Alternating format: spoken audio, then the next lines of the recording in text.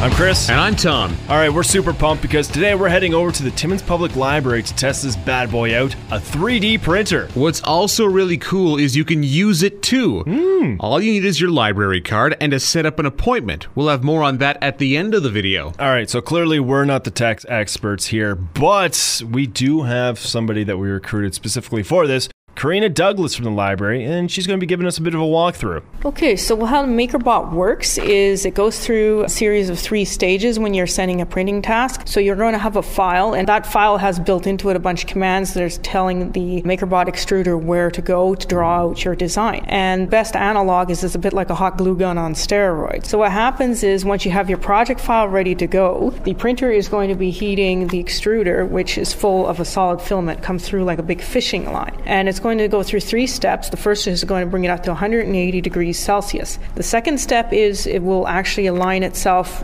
based on the commands to say where you're going to start printing. And then the third step is it pauses, brings the temperature up to 215 degrees Celsius. That is the melting point for the filament, and then it's going to start drawing with the liquid filament. And the filament sets almost instantly once it's melted, and then the next layer sort of melts on top of it, and you build it up that way. Fair enough. And you said, I remember yesterday there was different colors. What kind of colors can one get here? Okay, here at the library you can sort of get your Crayola 8, so that's covering your rainbow spectrum, red, orange, green, blue, yellow, purple. Plus we have a sort of a beige, gray, black, and white. Alright, so Karina Douglas gave us the insight as to how this thing actually works, but because it took over an hour to make the cookie press, we had to speed it up a little bit. And what better way to speed up film than with the theme of Benny Hill?